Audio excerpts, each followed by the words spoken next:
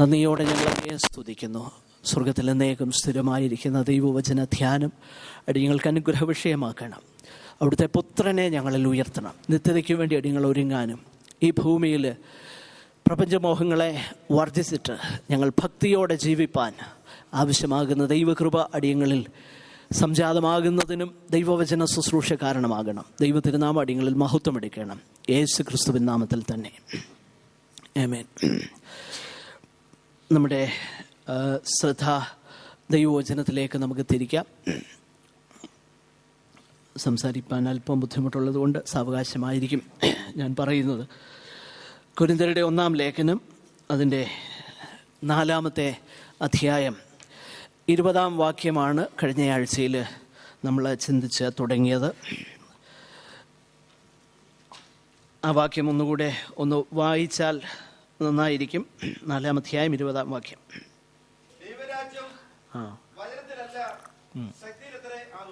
സ്തോത്രം.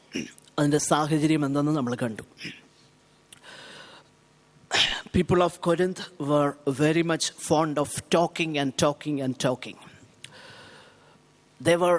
അവർ സംസാരത്തിലും പല കാര്യങ്ങൾ, നവീനമാകുന്ന കാര്യങ്ങളെക്കുറിച്ച് സംസാരിക്കുന്നതിൽ അവർ തൽപരരായിരുന്നു. ജ്ഞാനം, അങ്ങനെയുള്ള വിഷയങ്ങളെ നമ്മൾ കണ്ടു.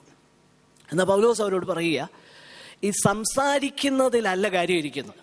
പിന്നെയോ ദൈവരാജ്യം എന്നുള്ളത് വചനത്തിലല്ല, വാക്കിലല്ല. നിങ്ങളുടെ it is not a matter of talk, but it is of power. ആ പ്രത്യേക വിഷയമാണ് നമ്മൾ കഴിഞ്ഞ ആഴ്ചയിൽ ചിന്തിപ്പാനായിട്ട് പ്രാരംഭമായിട്ടിടയായി തീർന്നത്. അതിനുള്ള ബന്ധത്തിൽ നമ്മൾ പല കാര്യങ്ങൾ ചിന്തിച്ചു. നമ്മുടെ വാഴ്ത്തപ്പെട്ടവനാകുന്ന കർത്താവാണ് അവിടുത്തെ ശുശ്രൂഷയെങ്കിൽ ദൈവരാജ്യം അല്ലെങ്കിൽ സ്വർഗരാജ്യം എന്നുള്ള പ്രയോഗം മത്തായി സുവിശേഷത്തിൽ മാത്രം കാണുന്ന ഒരു പ്രയോഗമാണ്. പ്രധാനമായിട്ട് കർത്താവിൻ്റെ ശുശ്രൂഷയുടെ പ്രാരംഭ വാക്കുകൾ തന്നെ കാലം തികഞ്ഞു, ദ ടൈം ഈസ് ഫുൾഫിൽഡ്. പഴയ പ്രവാചകന്മാരുടെയും ന്യായപ്രമാണത്തിൻ്റെയും കാലം യോഹന്നാൻ വരെ ആയിരുന്നു. അത് കഴിഞ്ഞു, അത് ഫുൾഫില്ലായി. ദൈവരാജ്യം സമീപിച്ചിരിക്കുന്നു, സ്വർഗരാജ്യം സമീപിച്ചിരിക്കുന്നു. മത്തായി സുവിശേഷം 11:12, ലൂക്കോസിൻ്റെ സുവിശേഷം, അതുപോലെ മർക്കോസിൻ്റെ സുവിശേഷം 4:17, മർക്കോസിൻ്റെ സുവിശേഷം 1:14-15. ഈ വാക്യങ്ങളൊക്കെ നമ്മൾ വായിച്ചാൽ കർത്താവിൻ്റെ ശുശ്രൂഷ ആരംഭിക്കുന്നത് ഈ ദൈവരാജ്യത്തെക്കുറിച്ചുള്ള പ്രഖ്യാപനമാണ്. സുവിശേഷം മുഴുവൻ ദൈവരാജ്യത്തെക്കുറിച്ചുള്ളതാകുന്ന പ്രഘോഷണമാണ് നമ്മൾ വായിക്കുന്നത്. അപ്പോസ്തല പ്രവൃത്തിയിലേക്ക് വരുമ്പോൾ അതെന്താണ്, അതിൻ്റെ മാതൃക എന്താണ്, ഈ ദൈവരാജ്യത്തിൽ പ്രവേശിച്ചതിൻ്റെ ഇഫക്റ്റ്, അതിൻ്റെ അനന്തര ഫലം എന്താണെന്ന് നമ്മൾ കാണുന്നു. അതിനെക്കുറിച്ച് അല്പമായിട്ട് നമ്മൾ സമയം ലഭിച്ചാൽ ചിന്തിക്കും. ലേഖനങ്ങളിൽ അതിൻ്റെ വിശദീകരണമാണ്. ദൈവരാജ്യം എന്താണെന്നുള്ളതിൻ്റെ വിശദീകരണമാണ് ലേഖനങ്ങൾ. വെളിപ്പാട് പുസ്തകം എന്ന് പറയുന്നത് അതിൻ്റെ കൺസ്യൂമേഷനാണ്, അതിൻ്റെ പൂർത്തീകരണമാണ്. വെളിപ്പാട് പുസ്തകം 19-ാം അധ്യായം അതിൻ്റെ 6-ാം വാക്യത്തിൽ നമ്മൾ വായിക്കുന്ന ഒരു കാര്യമുണ്ട്.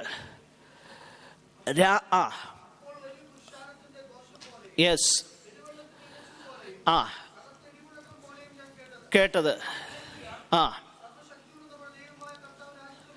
രാജത്വം ഏറ്റിരിക്കുന്നു. ഏകദേശം കാര്യം പിടികിട്ടിയല്ലോ. സുവിശേഷങ്ങളിൽ അതിൻ്റെ പ്രഖ്യാപനം തുടങ്ങി. അപ്പോസ്തല പ്രവൃത്തിയിൽ അതിൻ്റെ മാതൃക, അതിൻ്റെ ഇഫക്റ്റ് എന്തെന്ന് നമ്മൾ കാണുന്നു. ലേഖനങ്ങളിൽ അതിൻ്റെ വിശദീകരണമാണ്. ലേഖനങ്ങളിൽ വെളിപ്പാടിലേക്ക് വരുമ്പോൾ അതിൻ്റെ കൺസ്യൂമേഷൻ, അതിൻ്റെ പൂർത്തീകരണം. ദൈവരാജ്യം, നമ്മുടെ കർത്താവ് രാജത്വം ഏറ്റിരിക്കുന്നു. അപ്പോൾ it is at the same time a present reality and it is also a future realization. ഇപ്പോൾ യാഥാർത്ഥ്യമാണ് ദൈവരാജ്യം, സ്വർഗരാജ്യം. എന്നാൽ അത് വരാനും പോകുന്നു. സ്വർഗരാജ്യത്തിന് it is here. And at the same time it could be said, not yet, not yet. ദൈവരാജ്യം ഇപ്പോൾ തന്നെ, എന്നാൽ ദൈവരാജ്യം വരുന്നു. ആമേ ലോകരാജ്യം വേഗമിത ആഗമിക്കാറായി എന്ന് നമ്മൾ പാടാറുണ്ടല്ലോ. അപ്പോൾ ഈ രണ്ട് ഭാഗങ്ങൾ ദൈവരാജ്യത്തെക്കുറിച്ച് ദൈവവചനത്തിൽ നമുക്ക് കാണാൻ തക്കവണ്ണം കഴിയുന്നുണ്ട്. എന്നാൽ യഹൂദന്മാരോട്, ശിഷ്യന്മാരോടൊക്കെ കർത്താവ് ഈ കാര്യം പറഞ്ഞപ്പം അവരിത് മനസ്സിലാക്കിയത് വേറെ രീതിയിലാണ്. അവർക്കെപ്പോഴും ചിന്ത അക്ഷരീകമാകുന്ന രാജ്യം സ്ഥാപിക്കാൻ വരുന്ന മെശിഹായെ കുറിച്ചാണ്. നമ്മൾ കഴിഞ്ഞ ആഴ്ചയിൽ അത് കണ്ടു. അപ്പോഴതുകൊണ്ട് ദൈവരാജ്യം എന്തെന്നുള്ളത് അവർക്ക് ശരിയായിട്ട് മനസ്സിലായില്ല. കർത്താവ് അത് പിന്നീട് വിശദീകരിക്കുന്നുണ്ട്. ദൈവത്തിൻ്റെ പരിശുദ്ധാത്മാവ് അപ്പോസ്തലന്മാരിൽ കൂടെ അത് വ്യക്തമാക്കുന്നുണ്ട്. അപ്പൊ പഴയ കാലത്ത് അതിരിട്ട് പറഞ്ഞ മിശിഹായുടെ രാജ്യവും അതിൻ്റെ ബ്ലെസ്സിങ്സും നമുക്കറിയാം. റോമൻ യോക്ക് അവരുടെ തോളിലിരിക്കുക, റോമൻ്റെ ഭരണം. അപ്പൊ അതുകൊണ്ട് അതിനെ ഒന്ന് മാറ്റിയിട്ട് മിശിഹ രാജ്യം സ്ഥാപിച്ച് ഞങ്ങളുടെ രാജ്യം സമ്പൂർണമായി റെസ്റ്റോർ ചെയ്യും, ഇസ്രായേലിൻ്റെ റെസ്റ്റോറേഷൻ. ഇതാ അവർ പ്രതീക്ഷിച്ചത്. അതുകൊണ്ടാണ് കർത്താവെ അവിടുന്ന് രാജ്യം യഥാസ്ഥാനപ്പെടുത്തുന്നത്. ഈ കാലത്തിലോ യേശു പറയുന്ന മറുപടി, പിതാവ് തൻ്റെ എന്ന് പറഞ്ഞാൽ യഹൂദനോടുള്ള ബന്ധത്തിൽ 1000 ആണ്ട് വാഴ്ചയിൽ അബ്രഹാമിനോട് ചെയ്ത ഉടമ്പടി സമ്പൂർണമായും അവനോടുള്ള ബന്ധത്തിൽ നിവർത്തീകരിക്കുന്നൊരു കാര്യമുണ്ട്. നമ്മൾ മനസ്സിലാക്കണം, ദൈവസഭയോടുള്ള ബന്ധത്തിലല്ല 1000 ആണ്ട് വാഴ്ചയൊക്കെ. 1000 ആണ്ട് വാഴ്ച എന്നൊക്കെയുള്ളത് പഴയ നിയമത്തിലും പുതിയ നിയമത്തിലും നമ്മൾ കാണുന്ന ഒരു കാര്യം. എന്നാൽ ദൈവസഭയോടുള്ള ബന്ധത്തിലല്ല. അതല്ല നമ്മൾ കാത്തിരിക്കുന്നത്. നമ്മൾ കാത്തിരിക്കുന്ന നിത്യതയാണ്.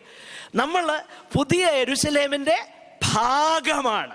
അത് തമ്മിലുള്ള വ്യത്യാസം മനസ്സിലാക്കണം. അപ്പോൾ അക്ഷരീകമായ ഒന്നിനു വേണ്ടിയിട്ടല്ല ദൈവസഭ കാത്തിരിക്കുന്നത്. പിന്നെയോ കർത്താവ് വാഗ്ദാനം ചെയ്ത ആ സ്വർഗരാജ്യം. ശിഷ്യന്മാരോട് ഇത് പറഞ്ഞപ്പോൾ അവർക്കിത് മനസ്സിലായില്ല. അവർ പറഞ്ഞു, ഈ കാലത്തിലാണോ? ഉടനെ കർത്താവ് പറഞ്ഞു, നോ, അത് നിങ്ങളുടെ കാര്യമൊന്നുമല്ല. പക്ഷെ നിങ്ങളോ, but you shall receive power when the holy spirit is come upon you. Acts 1:8. നിങ്ങൾ ശക്തി ലഭിച്ചു കഴിയുമ്പോൾ എവിടെല്ലാം നിങ്ങൾ എൻ്റെ സാക്ഷികളാകും? യെരൂശലേമിൽ, യഹൂദയിൽ, ശമരിയ, നിഷിദ്ധമാകുന്ന സ്ഥലം, പിന്നെ ഭൂമിയുടെ അറ്റം എന്ന് പറഞ്ഞാൽ നദി മുതൽ സമുദ്രം വരെ എന്നുള്ള അതിര് ഉള്ളിൽ നിന്ന് മാറ്റിക്കേ, ഭൗതികമാകുന്ന ചിന്ത മാറ്റിക്കേ. സ്വർഗരാജ്യമാ വരാൻ പോകുന്നത്. അക്ഷരീകമാകുന്ന ദൈവരാജ്യം പ്രതീക്ഷിച്ചുകൊണ്ടിരുന്ന യഹൂദനോട് കർത്താവ് പറയുക, അക്ഷരീക രാജ്യമല്ല, ദൈവരാജ്യം വരാൻ പോവുകയാണ്. അതുകൊണ്ടാണ് ഒന്നാമത്തെ സുവിശേഷത്തിൽ, അതായത് ഒന്നാമത്തെ സുവിശേഷം എന്ന് നമ്മുടെ വേദപുസ്തകത്തിലെ ക്രമം അനുസരിച്ച്, മത്തായി സുവിശേഷം പ്രധാനമായിട്ട് യഹൂദ പാരമ്പര്യത്തിൻ്റെ പശ്ചാത്തലത്തിൽ എഴുതിയതാണ്. അതിനകത്ത് മാത്രമുള്ള ഒരു പദമാണ് സ്വർഗരാജ്യം. സ്വർഗരാജ്യം, സ്വർഗരാജ്യം, സ്വർഗരാജ്യം എന്നുള്ള, ദൈവരാജ്യം എന്നുള്ള പദം 2 or 3 പ്രാവശ്യം മാത്രമേ കാണുന്നുള്ളൂ മത്തായിയുടെ സുവിശേഷത്തിൽ. എന്ന് പറഞ്ഞാൽ, do not misunderstand it. I am not talking about an earthly kingdom, earthly blessings. If you are still seeking for earthly blessing, let me tell you, you are still in the Old Testament. You are not a part of the New Testament. നമ്മൾ ആ ഭൗതികമായതാണ് അന്വേഷിക്കുന്നതെങ്കിൽ നമ്മൾ പഴയ നിയമകാലത്ത് ജീവിക്കുന്നവരാ, പുതിയ നിയമകാലത്ത് അല്ല. അതുകൊണ്ട് കർത്താവ് വളരെ വ്യക്തമായിട്ട് പറഞ്ഞു, സ്വർഗരാജ്യം, സ്വർഗരാജ്യം. നമ്മുടെ വാഴ്ത്തപ്പെട്ടവനാകുന്ന കർത്താവ് ഈ ശിഷ്യന്മാരെ കർത്താവിന് നന്നായിട്ട് അറിയായിരുന്നു. മത്തായിയുടെ സുവിശേഷം 14:22 വായിച്ചേ. 14:22 പെട്ടെന്നൊന്ന് വായിച്ചേ, വളരെ പെട്ടെന്ന് എടുക്കണേ.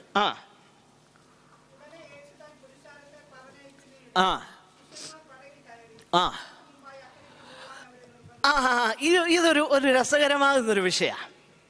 സംഭവം നമുക്കറിയാം. കർത്താവ് വലിയ പുരുഷാരത്തെ എന്ത് ചെയ്തു?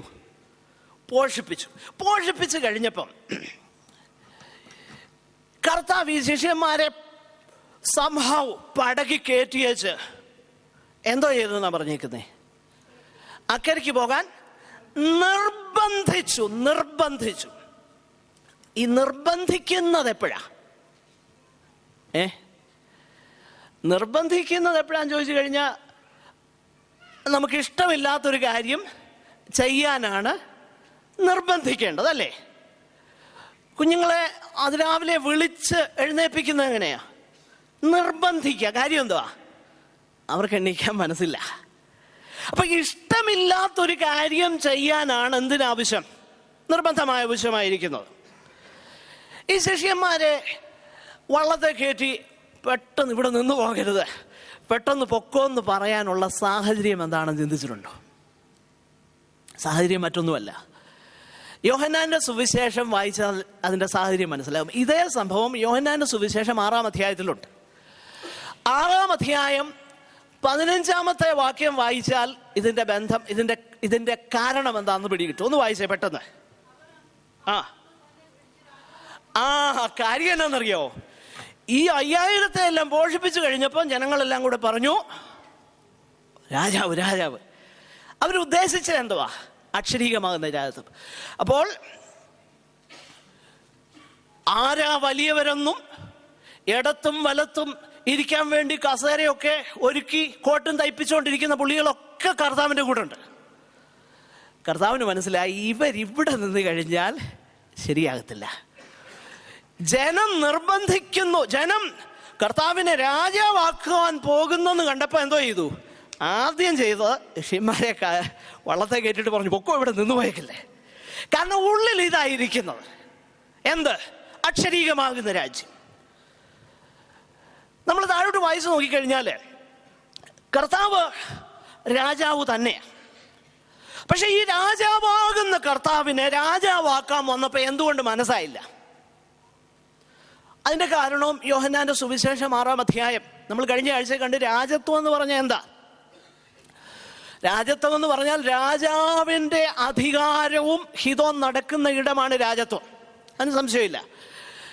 അപ്പൊ ഇവിടെ കർത്താവെ അവിടുന്ന് രാജാവാണല്ലോ. അപ്പൊ പറഞ്ഞു, നിന്നെ ഞങ്ങൾ രാജാവാക്കാൻ പോകുക. ഉടനെ യേശു എന്നാ ചെയ്തതെന്നറിയോ? ശിഷ്യന്മാരെ പെട്ടെന്ന് വള്ളത്തെ കയറ്റി വിട്ടേച്ച്, ബോട്ടിൽ കയറ്റി വിട്ടേച്ച് കർത്താവ് അങ്ങോട്ട് പോയെന്നറിയാമോ? അടുത്ത വാക്യം നോക്കുക, 15-ാം വാക്യം യോഹന്നാന്റെ സുവിശേഷം. അവർ വന്ന് തന്നെ പിടിച്ച് രാജാവാക്കാൻ ഭാവിക്കുന്നു എന്ന് യേശു അറിഞ്ഞിട്ട് പിന്നെയും തനിച്ച് മലയിലേക്ക് വാങ്ങിപ്പോയി. നോക്കിയേ, അപ്പൊ രാജാവാക്കാൻ വന്നപ്പോ കർത്താവ് എങ്ങോട്ട് പോയി? ദാറ്റ് പ്രൂവ്സ്, അത് വ്യക്തമാക്കുന്നു യേശു അക്ഷരീക രാജ്യവും അക്ഷരീക നന്മകളും തരാനല്ല വന്നത്. അത് മനസ്സിലാക്കാൻ ഇച്ചിരി, അംഗീകരിക്കാൻ ഇച്ചിരി ബുദ്ധിമുട്ടാണ്. മനസ്സിലാക്കിയെന്ന് എനിക്കറിയാം, ശരിക്കും മനസ്സിലായെന്ന് എനിക്കറിയാം. അതുകൊണ്ടല്ലേ നിങ്ങൾ പലരും സ്വോത്രം പറയാതിരിക്കുന്നതെന്നും എനിക്കറിയാം. മനസ്സിലായതുകൊണ്ട്. അല്ലായിരുന്നു ചുമ്മാ ആസ്ഥാനത്തൊക്കെ ആമീനൊക്കെ പറഞ്ഞേനെ, ആരും ആമീൻ പറയാഞ്ഞപ്പോൾ എനിക്ക് മനസ്സിലായി ശരിക്കും ഉള്ളിൽ കയറിയെന്ന്. അതിന്റെ 26-ാമത്തെ വാക്യം യോഹന്നാന്റെ സുവിശേഷം 6:26.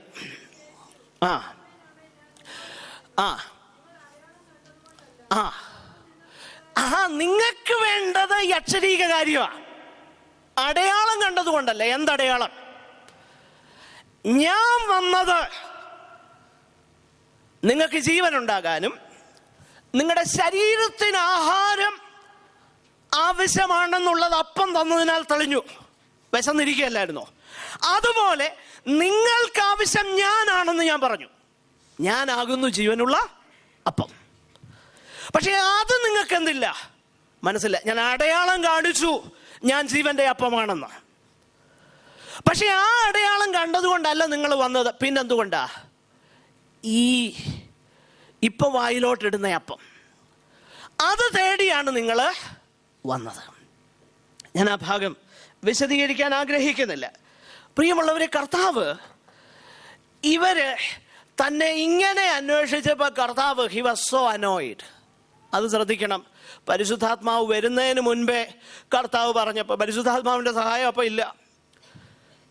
കർത്താവ് അക്ഷരീകമായിട്ട് അവിടെ നിന്ന് പറഞ്ഞ് അവർക്ക് പലതും മനസ്സിലായില്ല. പിന്നീട് പരിശുദ്ധാത്മാവ് വന്നപ്പോഴാണ് ഇവർക്ക് മനസ്സിലായി. അപ്പൊ പരിശുദ്ധാത്മാവിന്റെ സഹായം ഇല്ല എന്ന ഡിസഡ്വാൻറ്റേജ് അവർക്കുണ്ടായിരുന്നിട്ട് പോലും താൻ പറഞ്ഞതിന്റെ അർത്ഥം ഇവർക്ക് മനസ്സിലാകാഞ്ഞതുകൊണ്ട് കർത്താവിന് എന്തുണ്ടായി? He was so annoyed. 26 വാക്യം താഴോട്ട് വായിച്ചാൽ മനസ്സിലാകും. അങ്ങനെയാണെങ്കിൽ ഇന്ന് ഇതേ നിലയിൽ കർത്താവിനെ അന്വേഷിക്കുന്ന, ആത്മാവുണ്ടെന്ന് അവകാശപ്പെടുന്ന പെന്തക്കോസ്തുകാരെ കണ്ട് ദൈവം എന്തുമാത്രം ദുഃഖിക്കുന്നുണ്ടാകുമെന്ന് ഞാൻ കരുതുകയാണ്. മനസ്സിലാകുന്നുണ്ടോ? See, they always wanted earthly things, earthly blessings, earthly kingdom. Jesus said, no, the kingdom of heaven. സ്വർഗരാജ്യം, ദൈവരാജ്യം, ഞാനാ ഇറങ്ങി വന്ന ജീവന്റെ അപ്പം, എന്നെ തിന്നുന്നവൻ എൻ മൂലം ജീവിക്കും. അപ്പോൾ അത് മനസ്സിലാക്കണം. ശിഷ്യന്മാരും യഹൂദന്മാരെല്ലാവരും ഇതാണ് അവര് പ്രതീക്ഷിച്ചിരുന്നത്. സ്തോത്രം. കർത്താവ് ഇത്ര അവരെ കുറിച്ച് പ്രയാസപ്പെടാനുള്ള കാര്യം, അവർക്ക് ഒരു മാറ്റമില്ല, ഒരു മാറ്റമില്ല. ഇതെല്ലാം പറഞ്ഞിട്ട് ഒരു മാറ്റമില്ല. ഇപ്പൊ അവർക്ക് ഒരു കാര്യം മനസ്സിലായി, Jesus is very much useful ആ കർത്താവ്. A utilitarian Christ. എന്തിനാ യൂസ്ഫുൾ? അപ്പം തരും, രോഗികളെ സൗഖ്യമാക്കും. അപ്പൊ കർത്താവ് യൂസ്ഫുൾ ആണ്, അവനെ യൂസ് ചെയ്യാം എന്ന ചിന്തയിൽ ഈ ജനം അന്വേഷിച്ചപ്പോൾ കർത്താവ് പറഞ്ഞ കാര്യം എന്താണെന്നറിയാമോ? അടയാളം കണ്ടിട്ടല്ല നിങ്ങൾ എന്നെ. ഞാനിത് പറഞ്ഞു വരുന്ന കർത്താവിന് ഈ അപ്പം തരാനൊന്നും വലിയ ബുദ്ധിമുട്ടൊന്നുമില്ല, ഒരു ബുദ്ധിമുട്ടുമില്ല. ഇൻഫാക്ട് എത്രയോ പേരെ എനിക്കറിയാം, പട്ടിണി കടന്ന് നട്ടം തിരിഞ്ഞവര് ദൈവത്തെ അറിഞ്ഞപ്പോൾ അവർക്ക് ഫിനാൻഷ്യൽ പ്രോസ്പെരിറ്റി ഉണ്ടായി, നാച്ചുറൽ. അവരുടെ ജോലിയിൽ അവർ വിശ്വസ്തരായി. കള്ളു കുടിക്കുന്നതിന് പകരം ആ പണം വീട്ടിൽ വരാൻ തുടങ്ങി. നോക്കിയേ, മക്കൾ ദൈവഭയത്തിൽ ജീവിക്കാൻ തുടങ്ങി. അവർ ചൊവ്വ നേരെ പഠിച്ചു, ITA എന്തേലും ആട്ട്, അതൊക്കെ പഠിച്ച് ഗൾഫിൽ പോയി. അതൊന്നും ദൈവിക അനുഗ്രഹങ്ങളല്ലെന്നൊന്നും ഞാൻ പറയുന്നില്ല, ഇറ്റ് ഈസ്. പക്ഷെങ്കിൽ കർത്താവിനെ അന്വേഷിക്കേണ്ടത് ഏതിനു വേണ്ടിയിട്ടാ? ജീവൻ പ്രാപിപ്പാൻ കർത്താവിനെ അന്വേഷിക്കണം. നിത്യജീവന്റെ മൊഴികൾ അവിടുത്തെ പക്കലുണ്ട്. സ്വർഗരാജ്യം, ദൈവരാജ്യം. ആകട്ടെ, ഇതിനെക്കുറിച്ച് ചില എക്സാമ്പിൾസ് പുതിയ നിയമത്തിൽ നിന്ന് നമുക്ക് ചിന്തിപ്പാനായിട്ട് ഞാൻ താല്പര്യപ്പെടുകയാണ്. നമ്മുടെ വാഴ്ത്തപ്പെട്ട ഇത് ഒത്തിരി കാര്യങ്ങൾ പഠിപ്പിക്കാനുണ്ട്. എന്നാൽ അവിടുന്ന് ഇവിടുന്നൊക്കെ ചില എക്സാമ്പിൾസ് എടുക്കുന്നേ ഉള്ളൂ. പാരബിളായിട്ട്, സാദൃശ്യങ്ങളായിട്ട് കർത്താവ് പറഞ്ഞതുണ്ട്, അല്ലാതെ ഡയറക്റ്റ് ടീച്ചിങ്സ് ഉണ്ട്. ദൈവരാജ്യത്തെക്കുറിച്ച് നേരിട്ട് പറഞ്ഞ കാര്യങ്ങളുണ്ട്, സാദൃശ്യങ്ങളുണ്ട്. അങ്ങനെ കർത്താവിന് എപ്പോഴും പറയാനുള്ളത് ദൈവരാജ്യത്തെക്കുറിച്ചാണ്. നമുക്ക് ആ ഭാഗം പെട്ടെന്ന് ഒന്ന് ചിന്തിപ്പാനായിട്ട് ഞാൻ താല്പര്യപ്പെടുകയാണ്. നമ്മൾ മത്തായിയുടെ സുവിശേഷം നമുക്ക് എല്ലാവർക്കും അറിയാവുന്ന 2 കാര്യങ്ങൾ. മത്തായിയുടെ സുവിശേഷം 13-ാം അധ്യായം അതിൻ്റെ 44 മുതൽ 46 വരെയുള്ള വേദഭാഗം നമ്മൾ വായിച്ചു നോക്കിയാൽ 2 സാദൃശ്യങ്ങളാണ്, ഉപമകളാണ് കർത്താവ് സ്വർഗരാജ്യത്തെക്കുറിച്ച് സാദൃശ്യപ്പെടുത്തി പറഞ്ഞേക്കുന്നത്. ഒന്ന്, സ്വർഗരാജ്യം വയലിൽ ഒളിച്ചു വെച്ച നിധിയോട് സദൃശ്യം. നിധി എന്താണെന്ന് അവർക്കറിയാം. കാലങ്ങളിൽ നമുക്കറിയാം, പണ്ട് കാലത്തൊക്കെ ഉള്ളവർക്കറിയാം നിധി. പണ്ട് കാലത്ത് കള്ളന്മാരുടെ ശല്യം, ബാങ്കും സേഫ് വോൾട്ടൊന്നും ഇല്ലാതിരുന്ന കാലത്ത് വില പിടിച്ച വസ്തുവകളൊക്കെ അല്ലെങ്കിൽ നാണയങ്ങളും സ്വർണമൊക്കെ ഈ മൺകലങ്ങളിലൊക്കെ ആക്കി കുഴിച്ചിരുന്ന പതിവുണ്ടായിരുന്നു പണ്ട് കാലത്ത്. അപ്പൊ അങ്ങനെയുള്ളതാകുന്ന ഒരു നിധി ഒരു മനുഷ്യൻ accidentally he stumbled upon a trove of treasure. നിധി കണ്ടെത്തി, അവൻ മാത്രമേ കണ്ടുള്ളൂ. ആക്സിഡന്റലി അങ്ങനെ അവൻ കണ്ടതാ. പക്ഷെ അവൻ ചെയ്ത കാര്യം എന്നറിയാമോ? ഇത് കണ്ടോടനെ ചെന്ന് തനിക്കുള്ളതെല്ലാം എന്ത് ചെയ്തു? വിറ്റിട്ട് ഈ വയൽ വാങ്ങി. ലോകക്കാരൊക്കെ നാട്ടുകാരൊക്കെ അവനെ എന്തുമാത്രം കളിയാക്കി കാണും. മറ്റൊന്ന്, വിലയേറിയ മുത്ത് അന്വേഷിച്ച് നടക്കുന്ന ഒരു വ്യാപാരി. അവന് കാര്യങ്ങൾ ഏതാണ്ടൊക്കെ അറിയാം, സത്യാന്വേഷിയ. അവൻ അന്വേഷിച്ച് നടക്കുക. മറ്റവൻ അങ്ങനെ കണ്ടെത്തിയതാ, ആക്സിഡന്റലി, ദൈവം കരുണ ചെയ്ത് ഒരു പ്രത്യേക സന്ദർഭത്തിൽ, ഒരു പ്രത്യേക സാഹചര്യത്തിൽ, അതിന് സാധ്യതയില്ലാതിരുന്നപ്പം ആക്സിഡന്റലി കണ്ടതാ, യാദൃച്ഛികമായിട്ട് കണ്ടതാ. മറ്റവൻ എന്താണെന്നറിയാമോ? അന്വേഷിച്ച് നടക്കുക. അപ്പൊ ഈ രണ്ട് നിലകളിലുള്ള ആൾക്കാരുണ്ട്. സ്വർഗരാജ്യം കണ്ടെത്തുന്ന രണ്ട് നിലകളിലുള്ള ആൾക്കാരുണ്ട്. പക്ഷെ ഈ രണ്ടു പേരുടെയും റെസ്പോൺസ് എന്താണെന്നറിയാമോ? അവര് മനസ്സിലാക്കി, the kingdom of heaven it is so valuable beyond all descriptions. അവർക്ക് ചിന്തിക്കാൻ കഴിയുന്നതിലും വിലപ്പെട്ട ഒന്നാണ് സ്വർഗരാജ്യം എന്ന് അവർ മനസ്സിലാക്കി. ഉടനെ അതിനു വേണ്ടി എന്തും കൊടുക്കുവാൻ അവർ തയ്യാറായി. എനിക്ക് പ്രത്യേകിച്ച് എൻ്റെ പശ്ചാത്തലം ദൈവത്തെ അറിയാൻ ഇൻസെൻറ്റീവ്സ് കിട്ടിയ പശ്ചാത്തലമാണ്. കർത്താവിനെ അറിയുന്നതിന് ഇൻസെൻറ്റീവ്സ് കിട്ടിയ പശ്ചാത്തലമാണ് എൻ്റെ പശ്ചാത്തലം. ദൈവത്തിൻ്റെ കരുണ. ഒരുപക്ഷെ നിങ്ങളുടെ പശ്ചാത്തലത്തിലായിരുന്നു ഞാനെങ്കിൽ ദൈവത്തെ അറിയത്തില്ലായിരുന്നെന്ന് ദൈവം കണ്ടതുകൊണ്ടായിരിക്കാം എന്നെ ദൈവത്തിൻ്റെ മഹാകരുണ ആ പശ്ചാത്തലത്തിൽ ദൈവം എന്നെ ജനിപ്പിച്ചത്. എന്നാൽ ഇവിടെ ഇരിക്കുന്ന അനേക സഹോദരങ്ങളുണ്ട്, ദൈവത്തെ അറിഞ്ഞതുകൊണ്ട് വീട്ടുകാരെതിരായി, സ്വന്തക്കാരെതിരായി ചില നഷ്ടങ്ങൾ സംഭവിച്ചു. പക്ഷേ ഇപ്പോഴും അവര് ആ മുൻപോട്ട് വെച്ച കാലിൽ ഉറച്ചു നിൽക്കുന്ന എന്താണെന്നറിയാമോ? ഇതിന്റെ വില കണ്ടതുകൊണ്ട്. പെന്തക്കോസ്ത് അങ്ങനെയുള്ള പശ്ചാത്തലത്തിൽ നിന്ന് വന്ന സഹോദരങ്ങളെ, ഞാൻ മുമ്പേ പറഞ്ഞ പശ്ചാത്തലത്തിൽ നിന്ന് വന്നവരോട് ഇടയ്ക്കിടയ്ക്ക് ഒന്ന് സംസാരിക്കണം. അവരനുഭവിക്കുന്ന ദുഃഖങ്ങൾ എന്താണെന്ന് ഒന്ന് മനസ്സിലാക്കണം. അപ്പോഴേ മനസ്സിലാകത്തുള്ളൂ ഇതിന്റെ വില എന്താണെന്ന്. നമുക്കെല്ലാം ഈസിയാ. അപ്പനും വല്യപ്പനും വല്യപ്പൻ്റെ അപ്പനും ഒക്കെ വിശ്വാസത്തിലായിരുന്നത് കൊണ്ട് ഇങ്ങനെ ജനിച്ചതാ.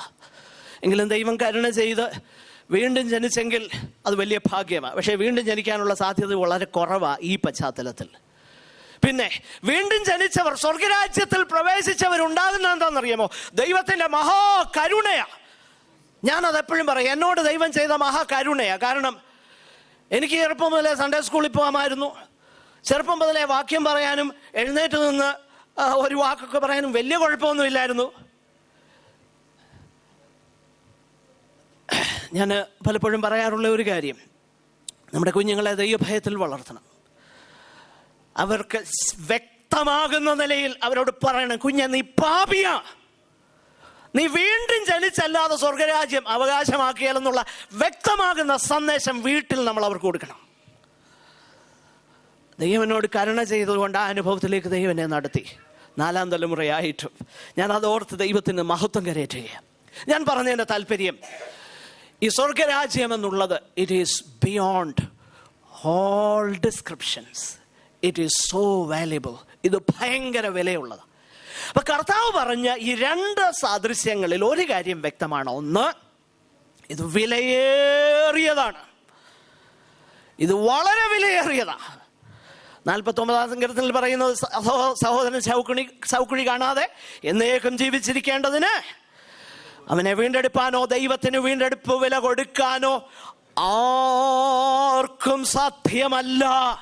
ഒരു മനുഷ്യനും കഴിയാതിരുന്നപ്പോൾ സ്വർഗത്തിലെ ദൈവം ആ കഴിയാതിരുന്ന കാര്യം സൗജന്യമായി തന്നപ്പം, ഫ്രീ ആയിട്ട് കിട്ടിയപ്പോൾ അതിന്റെ വില നമുക്ക് തിരിച്ചറിയത്തില്ല. എന്ന ഒരു കാര്യം മനസ്സിലാക്കണം, സ്വന്തം പുത്രനെ കുരുതി കൊടുത്ത് സ്വന്തം പുത്രന്റെ ജീവൻ വിലയായി കൊടുത്താണ് ഇത് ഫ്രീ ആയിട്ട് നമുക്ക് തന്നത്.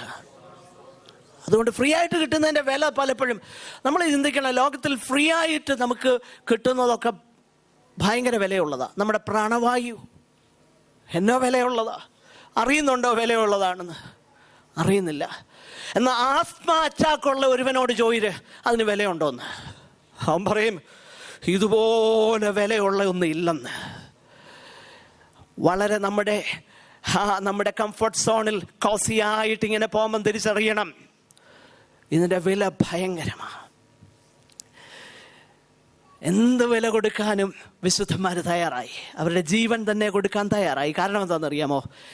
ഇത് വയലിൽ ഒളിച്ചു വെച്ച നിധിയോട് സദൃശ്യം, വിലയേറിയ മുത്തിനോട് സദൃശ്യം.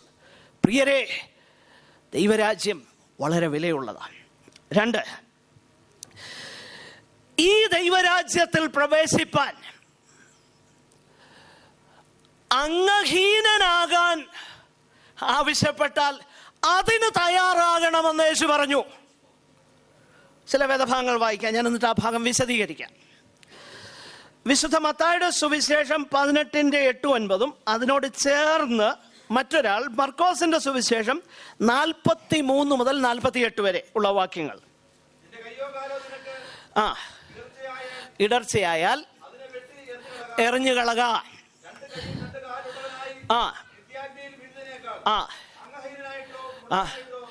ജീവനിൽ കടക്കുക. ഇവിടെ മത്തായിയുടെ സുവിശേഷത്തിൽ ജീവൻ എന്നാണ് അതിന് പറഞ്ഞേക്കുന്നത്. എന്നാൽ മർക്കോസിന്റെ സുവിശേഷം ഒന്ന് ശ്രദ്ധിച്ചേ. മർക്കോസിന്റെ സുവിശേഷം അതിന്റെ 9-ാം അധ്യായം 43 മുതൽ ഉള്ള വാക്യങ്ങൾ പെട്ടെന്ന് വായിക്കാം. നിന്റെ കൈ നിനക്ക് ഇടർച്ച വരുത്തിയാൽ അംഗഹീനനായി ജീവനിൽ കിടക്കുന്നത്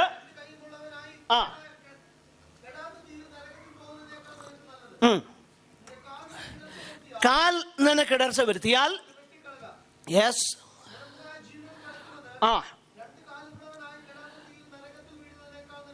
നല്ലത്.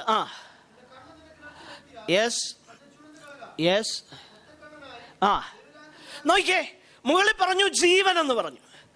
47-ാം വാക്യത്തിലേക്ക് വരുമ്പോൾ ഒറ്റക്കണ്ണനായി എവിടെ കിടക്കുന്നത്?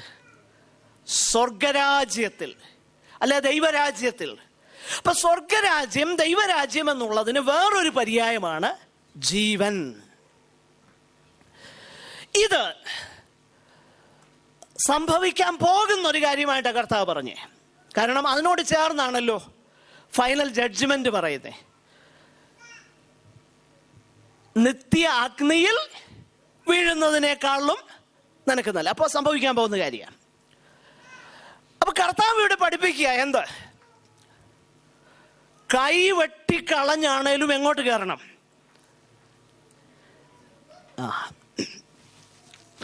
ഇപ്പൊ നിങ്ങൾ ചിന്തിക്കുക, ഇങ്ങനെ വേറെ ആരും പറയാത്ത പല ഉപദേശങ്ങളും പറയുന്നുണ്ട്. ഇനിയും ഞങ്ങളുടെ കൈയും കാലും കൂടെ വെട്ടണമെന്നാണോ ഇയാൾ പറയാൻ പോകുന്നതെന്നുള്ള ചിന്തയിൽ പേടിച്ചിരിക്കുക.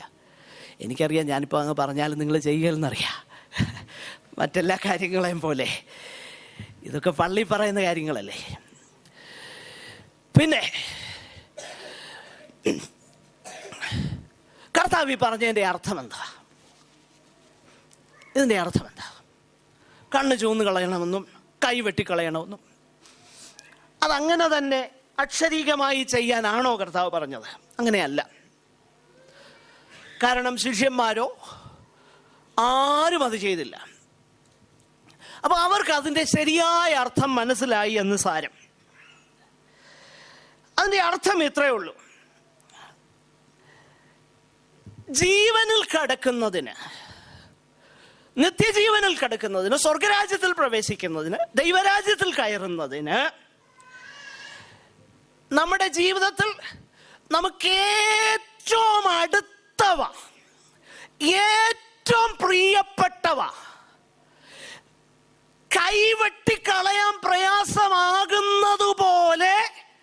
നമ്മിൽ നിന്ന് മാറ്റാൻ നമുക്ക് ബുദ്ധിമുട്ടുള്ളവ, കൈ പോലെ നമുക്ക് പ്രയോജനമുള്ളവ, കണ്ണുപോലെ ഒഴിച്ചുകൂടാൻ പാടില്ലാത്ത കാര്യങ്ങൾ, അത് നമുക്ക് തടസ്സമായി വന്നാൽ കർത്താവ് പറഞ്ഞു,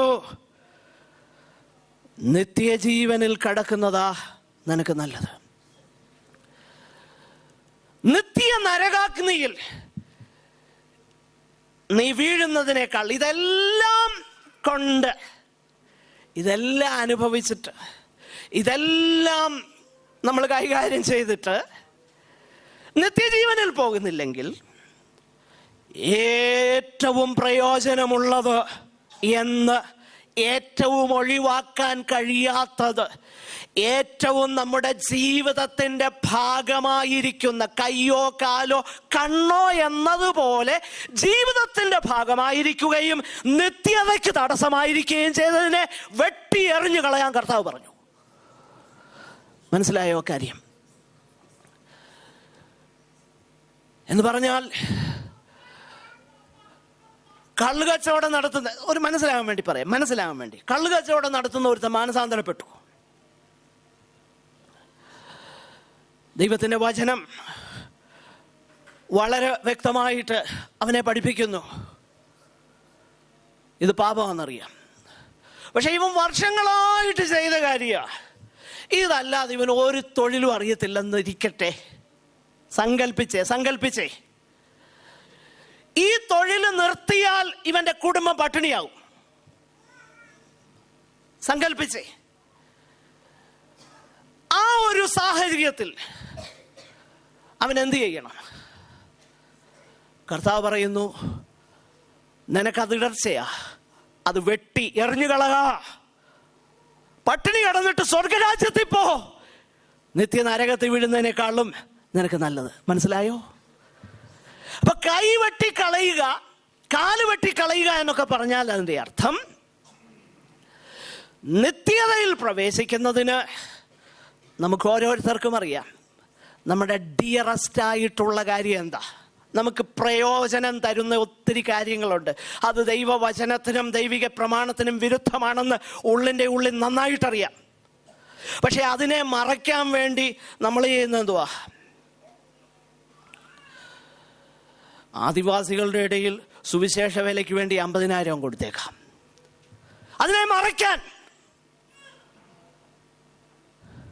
അല്ലെങ്കിൽ കുഷ്ഠരോഗികളുടെ സാങ്ച്വറിയെ എല്ലാ മാസവും ഞാൻ അങ്ങ് ഹെൽപ്പ് ചെയ്തേക്കാം. യേശു പറഞ്ഞു, നോ, അതല്ല വേണ്ടത്. നിനക്കത് വളരെ പ്രയോജനമുള്ളതാ, നിന്റെ ജീവിതത്തിന്റെ ഭാഗമാണ്, നമ്മുടെ ജീവിതത്തിന്റെ ഭാഗമാണത്. നമുക്കത് വളരെ പ്രയോജനപ്പെടുന്ന കാര്യമാണ്. നമ്മുടെ കയ്യോ കാലോ കണ്ണോ എന്നതുപോലെ പ്രാധാന്യമുള്ള കാര്യമാണ്. പക്ഷെ നിത്യതയ്ക്ക് തടസ്സമാ, സ്വർഗരാജ്യത്തിൽ പ്രവേശിക്കുന്നതിന് തടസ്സമാണെങ്കിൽ വെട്ടിയെറിഞ്ഞു കളക. ഇത് ശിഷ്യന്മാര് ചെയ്തു. പൗലോസിനോട് ചോദിച്ചേ, ഫിലിപ്പി ലേഖനം 3-ാം അധ്യായം അതിൻ്റെ 6 മുതലുള്ള അല്ലെങ്കിൽ 7 മുതലുള്ള വാക്യങ്ങൾ പെട്ടെന്നൊന്ന് വായിച്ചേ. നമുക്ക് എല്ലാവർക്കും കാണാതെ അറിയാവുന്ന കാര്യമാണ്, ഇതിനോട് ചേരുന്ന വേദഭാഗമാണ്. വായിച്ചേ പെട്ടെന്ന്.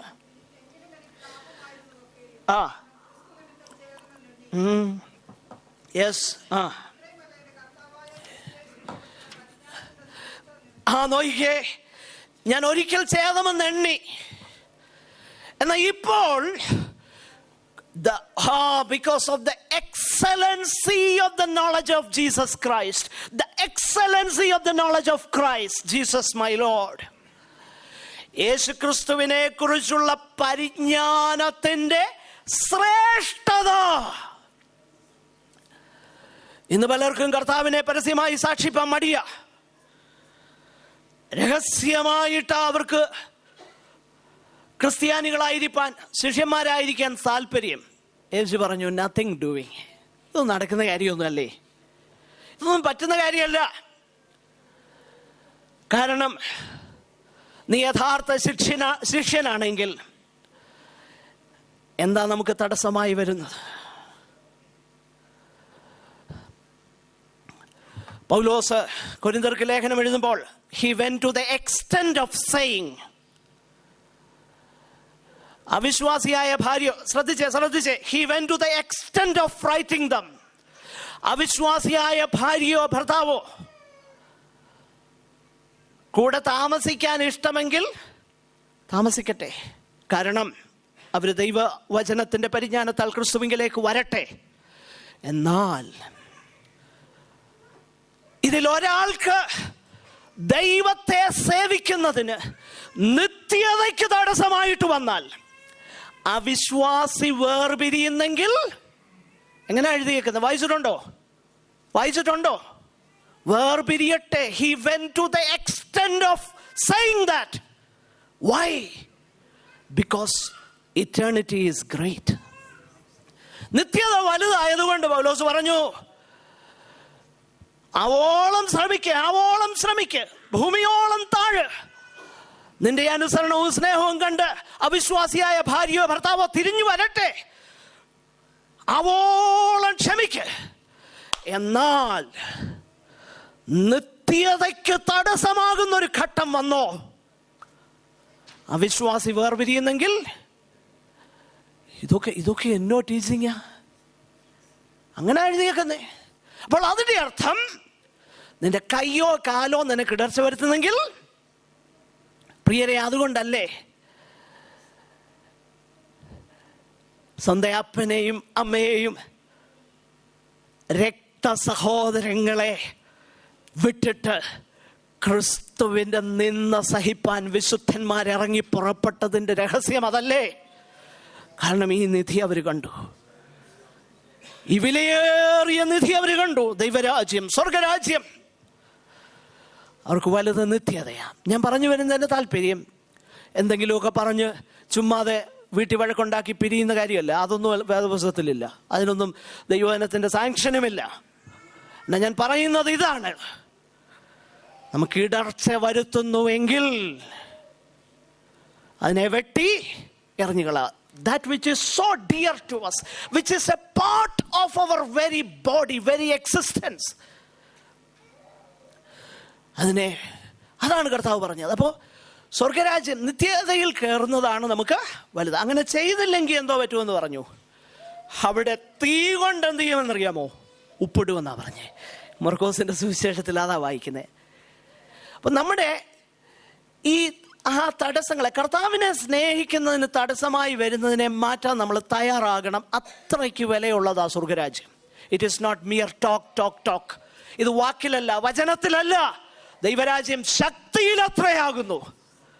ഇറ്റ് ഈസ് നോട്ട് ചുമ്മാതെ സംസാരിക്കുകയും പിന്നെ അതിൻ്റെ ശക്തി ത്യജിക്കുകയും ചെയ്യുന്ന പരിപാടിയല്ല ഭക്തിയുടെ വേഷം ധരിച്ചിട്ട്. No, it is a matter of power. എന്നാ പവർ? ഇതാ പവർ. അതുവരെ കഴിയാതിരുന്നത്, അതുവരെ അസംഭവ്യമെന്ന് കരുതുന്ന കാര്യത്തെ ചെയ്യാനുള്ള പവറാണ് സ്വർഗരാജ്യത്തിൻ്റെ പവർ. അതുവരെ പള്ളിയും പട്ടക്കാരും പാരമ്പര്യവും വീട്ടുകാരും എന്തിനേറെ മറ്റനേക കാര്യങ്ങൾ വലുതായി കണ്ടിരുന്ന ഒരാള് അതിനെ വിട്ടിട്ട് നിത്യതയ്ക്ക് അത് തടസ്സമാണെന്ന് കണ്ടാൽ അതിനെ വിടാൻ തയ്യാറാകാൻ അവൻ എങ്ങനെ കഴിയുന്നു? അവൻ്റെ കുടുംബത്തെ വിടാൻ എങ്ങനെ കഴിയുന്നു? അവൻ്റെ പാരമ്പര്യത്തെ വിടാൻ എങ്ങനെ കഴിയുന്നു? ഇതാണ് സ്വർഗരാജ്യം. ദൈവരാജ്യം ശക്തിയിലാകുന്നു. It is not a matter of talk, conversation. അതല്ല, ദൈവരാജ്യം ശക്തിയിലാകുന്നു. ആകട്ടെ, ഇനിയും ഇതിൻ്റെ വില ഒന്നുകൂടെ വ്യക്തമാക്കുന്നത്, ഞാൻ ഇവിടുന്നുള്ള ചില സാമ്പിൾ ടെക്സ്റ്റേ എടുക്കുന്നുള്ളൂ. ഇത് വളരെ ബൃഹത്താകുന്ന ഒരു കാര്യം, ഒരു ബൈബിൾ ക്ലാസ് ആയിട്ട് നടത്തേണ്ട വിഷയമാണ്. എന്നാൽ ഒന്ന് രണ്ട് കാര്യം കൂടെ പറഞ്ഞ് ഞാൻ അവസാനിപ്പിക്കട്ടെ.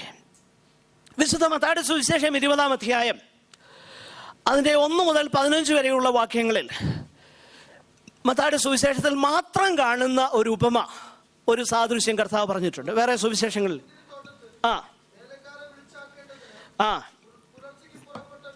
വീട്ടുടയവനോട് സദൃശ്യം. സ്വർഗരാജ്യം എന്തിനോട് സദൃശ്യം? തന്റെ മുന്തിരിത്തോട്ടത്തില് വേലക്കാരെ വിളിക്കാനായിട്ട് പുറപ്പെട്ട വീട്ടുടയവനോട് സദൃശ്യം. അപ്പൊ വീട്ടുടയവനോട് സദൃശ്യം, അതാണ് അവിടുത്തെ സാദൃശ്യം. ആ വ്യക്തിയെ സ്വർഗരാജ്യത്തോട് സാദൃശ്യപ്പെടുത്തിയേക്ക. എന്നിട്ട് അദ്ദേഹം എന്താ ചെയ്തേ? രാവിലെ ചെന്നു. അപ്പോൾ ഇത് ജൂവിഷ് റെക്കണിങ് ഓഫ് ടൈമാണ്. അവരുടെ റെക്കണിങ് അനുസരിച്ച് രാവിലെ 7 മണിയാണ് 1-ാം മണി. അങ്ങനെ മുൻപോട്ട് വരും. അപ്പോൾ ഈ 1-ാം മണി നേരത്തും അതിന് ശേഷം 9-ാം മണി നേരത്തും 3-ാം മണി നേരത്തും, 3-ാം മണി എന്ന് പറഞ്ഞാൽ നമ്മുടെ ഇപ്പോഴത്തെ 9-ാമത്തെ 9th hour. എല്ലാം ചെന്നു. പിന്നെ ഒടുവിൽ 11-ാം മണി നേരത്തും ചന്തസ്ഥലത്ത് ചെന്നു. 11-ാം മണി എന്ന് പറഞ്ഞു കഴിഞ്ഞാൽ നമ്മുടെ 5 മണി, വൈകുന്നേരം 5 മണി. 11-ാം മണി നേരത്ത് ചന്തസ്ഥലത്ത് ചെന്നപ്പോൾ അപ്പോഴും കുറച്ച് പേര് അവിടെ എന്ത് ചെയ്ത് നിൽപ്പുണ്ട്, മെനക്കെട്ട് നിൽപ്പുണ്ട്. ചോദിച്ചു, എന്നാ നിങ്ങളിവിടെ നിൽക്കുന്നേ? ഞങ്ങളെ ആരും ഹയർ ചെയ്തില്ല, ഞങ്ങളിവിടെ നിൽക്കുക. കം, ന്യായമായ തരം കം, എൻ്റെ മുന്തിരിത്തോട്ടത്തിൽ വന്ന് വേല ചെയ്യുക. 12-ാം മണി നേരമായപ്പോൾ, അത് നമ്മുടെ 6 മണി, വൈകുന്നേരം 6 മണി, എല്ലാവരെയും വിളിച്ചേച്ച് ആദ്യം ആർക്കാ കൂലി കൊടുത്തത്? ആദ്യം കൂലി കൊടുത്ത ഗ്രൂപ്പ് ഏതാ പറയുന്നേ? പണ്ട് പിന്നെ നോഹയുടെ മക്കളുടെ എണ്ണം പറഞ്ഞ പിന്നെ ഈ പറയുന്ന ഒരു ബുദ്ധിമുട്ടുണ്ടെന്ന് തോന്നുന്നു. പഠിക്കണ്ട, നമ്മളല്ലേ, നമുക്കൊക്കെ തെറ്റൊക്കെ വരും, അതൊന്നും കുഴപ്പമില്ല.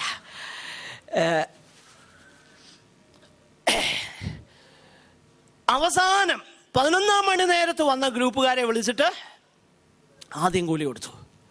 അപ്പൊ കൂലി കിട്ടിയപ്പം ആദ്യം കിട്ടിയൊരു മനസ്സിലായി, 11-ാം മണിക്ക് വന്നവന് ഒരു എന്തോ അതിനെ പറയുന്നേ, ഒരു കാശ് കൊടുക്കുന്നു, അപ്പം ഞങ്ങൾക്ക് കൂടുതൽ കിട്ടുമെന്ന് അവർ പറഞ്ഞു. പക്ഷെങ്കിൽ ഈ യജമാൻ എന്തോ ചെയ്തു, ഈ ആദ്യം 1-ാം മണി നേരവും 3-ാം മണി നേരത്ത് വന്നവനും എല്ലാം എന്താ കൊടുത്തേ? ഉടനെ അവർ പരാതിയുമായിട്ട് ചെയ്യുന്നു, എന്നെ പരിപാടിയെ കാണിച്ചേ. ഉടനെ യജമാനൻ പറഞ്ഞു, ഫ്രണ്ട്, ഞാൻ നിങ്ങളോട് അൺഫെയർ ഒന്നും ആയിരുന്നില്ല, നിങ്ങളോട് ഞാൻ പറഞ്ഞ കൂലി ഞാൻ തന്നിട്ടുണ്ട്. എന്നിട്ട് താഴോട്ട് കർത്താവ് പറയുക, സ്വർഗരാജ്യത്തിൽ മുമ്പന്മാർ പിമ്പന്മാർ. അപ്പൊ സ്വർഗരാജ്യം വയലിൽ വേല ചെയ്യാൻ രാവിലെ പുറപ്പെട്ട ഒരു യജമാനോട് സദൃശ്യം. അപ്പൊ എന്നിട്ട് പറഞ്ഞു, മുമ്പന്മാര് പിമ്പന്മാരാകും. അപ്പൊ അവര് പറയുന്നത്, ഈ രാവിലെ വന്ന പുള്ളിക്കാരൻ, ഞങ്ങളാണ് ഈ വെയിലെല്ലാം കൊണ്ട് ഈ പണിയെല്ലാം ചെയ്തത്, എന്നിട്ട് ഞങ്ങളെ അവരുമായിട്ട് സാദൃശ്യന്മാരാക്കിയല്ലോ. ഈ വേദഭാഗം യഹൂദന്മാരോടാണ് പറഞ്ഞതെങ്കിലും ജാതികളിൽ നിന്നും രക്ഷിക്കപ്പെട്ട് വന്ന നമ്മൾ ഇത് വായിക്കുമ്പോൾ നമ്മുടെ ഹൃദയം സന്തോഷത്താൽ നിറയണം. കാര്യം എന്നാണെന്നറിയോ? വാസ്തവത്തിൽ വെയിൽ മുഴുവൻ കൊണ്ടത് അവരാ. എന്താ വെയിൽ മുഴുവൻ കൊണ്ടത്? നേരത്തെ ഒരു പ്രമാണം കൈ കൊടുത്തേച്ച് പറഞ്ഞു, ചെയ്തോളാൻ പറഞ്ഞു. വർഷങ്ങൾ ചെയ്തു. വെയിലെല്ലാം കൊണ്ടത് അവരാ. ചെയ്യാതിരുന്നപ്പോൾ അടിയും കിട്ടി. പക്ഷേ 11-ാം മണി നേരത്തെന്നതുപോലെ ജാതികളാകുന്ന നമ്മെ വിളിച്ചു ചേർത്തേച്ച് അവർക്കെന്തോ ശമ്പളം കൊടുത്തോ, അതേ നിലയിൽ ജാതികളാകുന്ന നമ്മെ ട്രീറ്റ് ചെയ്തു. അതാണ് സ്വർഗരാജ്യത്തിന്റെ ശ്രേഷ്ഠത. മനസ്സിലായോ ആ ഉപമയുടെ സാരം എന്തെന്ന്? ഇതാ സ്വർഗരാജ്യത്തിന്റെ ശ്രേഷ്ഠത. 11-ാം മണി നേരത്ത് വിളിക്കപ്പെട്ട, ഒന്നും ചെയ്യാതിരുന്ന നമ്മെ ചെയ്തതെല്ലാം അവരാ. എന്നിട്ട് പറഞ്ഞു, ഇതാ പ്രതിഫലം. മനസ്സിലായോ? ജാതികളായ നമ്മോട് ദൈവം ചെയ്ത കരുണ. ആ ന്യായപ്രമാണം വല്ലോ നമ്മുടെ കയ്യിൽ തന്നിരുന്നെങ്കിൽ നമുക്ക് കീപ്പ് ചെയ്യാൻ പറ്റുമായിരുന്നോ? ഇല്ല. എന്നാൽ അങ്ങനെ കാത്തിരുന്ന അവരെയും നമ്മെയും ഒരുപോലെ സ്വർഗരാജ്യത്തിൽ ട്രീറ്റ് ചെയ്യുന്ന ദൈവത്തിൻ്റെ കരുണയോർത്ത് നാം ദൈവത്തിന് നന്ദി പറയണം. പ്രിയരെ, ആകയാൽ അത് നമ്മൾ ചിന്തിക്കുമ്പോഴാണ് ദൈവത്തിന് നമ്മോടുള്ള കരുണ മനസ്സിലാകുന്നത്. ഞാൻ പറഞ്ഞു, അപ്പോസ്തല പ്രവൃത്തിയിലേക്ക് വരുമ്പോഴാണ് അതിൻ്റെ പവർ എന്തെന്ന് നമ്മൾ മനസ്സിലാക്കുന്നത്. സ്വർഗരാജ്യം ശക്തിയില്ല, വാക്കിലല്ല. എന്താണ് ശക്തി? അപ്പോസ്തല പ്രവൃത്തി 2-ാം അധ്യായം നമ്മൾ വായിക്കുന്നു, ദൈവത്തിൻ്റെ പരിശുദ്ധാത്മാവ് അവരുടെ മേൽ വന്നു. 2:4 പ്രത്യേകിച്ച് അവരെല്ലാം എന്തോ ചെയ്തു? പരിശുദ്ധാത്മാവ് നിറഞ്ഞവരായി ഉച്ചരിക്കാൻ കൊടുത്തതുപോലെ. അപ്പൊ ഈ സ്വർഗരാജ്യത്തിന്റെ ഭാഗമാണ് അന്യഭാഷാ ഭാഷണം. അത് നിന്നു പോയിട്ടൊന്നുമില്ല. കർത്താവിന്റെ വരവ് വരെയും അതുണ്ട്. പക്ഷെങ്കിൽ ഇന്ന് പോയെന്നൊക്കെ പഠിപ്പിക്കുന്നത് ചുമ്മാ അവർക്ക് വേദപുസ്തകം ചൊവ്വ അറിയാൻ വയ്യാത്തതുകൊണ്ട്. ഇന്നൊന്നും പോയിട്ടൊന്നുമില്ല. കൃപാവരങ്ങളൊന്നും കർത്താവ് ഒരിക്കലും പിൻവലിച്ചിട്ടില്ല. ആ കാര്യത്തിൽ അവർ അന്ധമായിരിക്കുന്നതുകൊണ്ട്. വേദപുസ്തകം അറിയാത്തവരെന്ന് ഞാനങ്ങ് ബ്ലാങ്കറ്റ് പറഞ്ഞു കഴിഞ്ഞാൽ ആ സഹോദരന്മാരോട് ചെയ്യുന്ന അനീതിയാണ്. പക്ഷെ ആ കാര്യത്തിൽ അവർ അന്ധരായിപ്പോയി. അതുകൊണ്ട് പക്ഷെ എന്താ ഇവിടെ സംഭവിച്ചത്? ഇവിടെ സംഭവിച്ചത് മറ്റൊന്നുമല്ല. ദൈവത്തിൻ്റെ പരിശുദ്ധാത്മാവ് ആദ്യം കൺട്രോൾ ചെയ്തത് എവിടെയാണെന്നറിയോ? നമ്മൾ വായിച്ചല്ലോ, it is not a matter of talk. വാക്കിലല്ല, വചനത്തിലല്ല, സംസാരത്തിലല്ല, പിന്നെ ശക്തിയില്ല. എന്തിൻ്റെ ശക്തി? അതുവരെ മദർ ടങ് ചൊവ്വേ നേരെ പറയാൻ അറിയാൻ വയ്യാത്തവര് അതർ ടങ് ആത്മാവിൻ്റെ കൺട്രോളിനാൽ പറയാൻ തുടങ്ങി. എന്ന് പറഞ്ഞാൽ ചൊവ്വേ നേരെ മാതൃഭാഷ സംസാരിക്കാൻ അറിയാത്ത ഈ മുക്കുവന്മാരുടെ മേൽ ആത്മാവ് വന്നപ്പം ഒന്നാമത് കൺട്രോൾ നാവിൻ്റെ കൺട്രോളാ.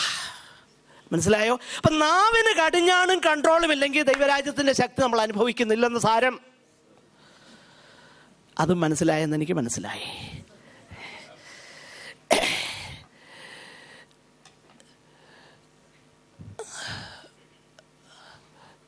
ഇത് തന്നെയാണ് എഫേസ്യ ലേഖനം 5-ാം അധ്യായം 18 മുതലൊന്ന് വായിച്ച്. വളരെ ക്ലിയർ ആ സംഭവം അവിടെ. ആത്മാവ് നിറഞ്ഞവരായി. അതിന് മുൻപ് ഒരു വാക്യം കൊണ്ടൊന്ന് വായിച്ച്. റോമാലേഖനം 14:17 14:17 ഭക്ഷണവും മെറ്റീരിയൽ അല്ല, തിന്നുന്നതും കുടിക്കുന്നതും അല്ല. പിന്നെ വായിച്ചു. നീതിയും സമാധാനവും പരിശുദ്ധാത്മാവിൽ.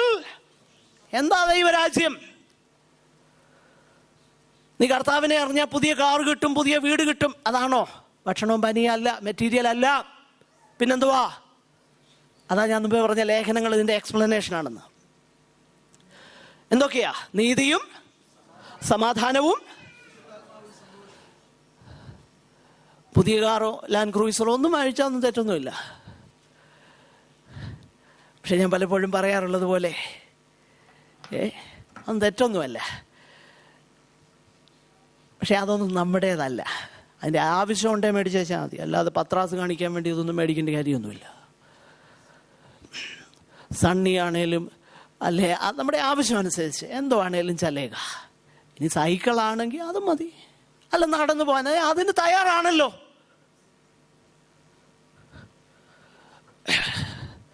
അത് കിട്ടുന്ന സ്വതന്ത്രം ചെയ്തു അനുഭവിച്ചു, ഒരു തെറ്റുമില്ല. പക്ഷെ ഇതൊക്കെ വെറും ടോയ്യാ. ഞാൻ ഒരിക്കൽ നിങ്ങളോട് പറഞ്ഞു, ചില കുഞ്ഞുങ്ങളെ കൊണ്ട് വേറെ വീട്ടിൽ ഇരുത്തിയേച്ചു പോവും. വൈകുന്നേരം അമ്മ ജോലി കഴിഞ്ഞങ്ങോട്ട് ചെല്ലുമ്പം ഒരുവിധം നീതിബോധമുള്ള അമ്മമാരാണെന്നുണ്ടെങ്കിൽ ആദ്യം ചെയ്യുന്നത് ഇവൻ്റെ പോക്കറ്റും ഉടുപ്പിനകമൊക്കെ പരിശോധിക്കുക ചെയ്യുന്നത്. കാരണം അവിടുത്തേത് വല്ലതും കയ്യിലുണ്ടോന്ന്. അപ്പം ചിലപ്പോൾ നല്ല കാറൊക്കെ ഇങ്ങനെ പോക്കറ്റിൽ കിടക്കുന്നതാണ്. പറയും, കുഞ്ഞെ അതങ്ങ് വെച്ചേരാ, അത് നമ്മുടേതല്ല, കം ഹോം, നമുക്ക് വീട്ടിൽ പോവാം എന്ന് പറയുന്നത് പോലെ തള്ളയെ പോലെ നമുക്കുള്ളൊരു രക്ഷകന് ഒരു ദിവസം പറയും, കമോൺ മൈ ബോയ്, ആ ടോയ് കാറും ടോയ് റിയാലും ഒക്കെ അവിടെ വെച്ചേര്, ഇതൊന്നും നീ ഇങ്ങോട്ട് കൊണ്ടുവന്നല്ല, കമോൺ ടോയ് ഹൗസ് വിട്ടേര്, come we will go home. പറയുന്നത് മനസ്സിലാകുന്നുണ്ട്? അതൊന്നും ഇങ്ങോട്ട് കൊണ്ടുവന്നില്ല, അതൊക്കെ അവിടെ ഇരിക്കട്ടെ, നമുക്ക് പോകാം, വീട്ടിലേക്ക് പോകാം. വീട്ടിലേക്ക് പോകാനുള്ള, അപ്പോൾ വീട്ടിലേക്ക് പോകുന്നത് വരെ ഉപയോഗിക്കാൻ തന്നെ ഉപയോഗിച്ചോ, സ്തോത്രം, ഇല്ലെങ്കിലും സ്തോത്രം. മനസ്സിലായോ പ്രിയരെ?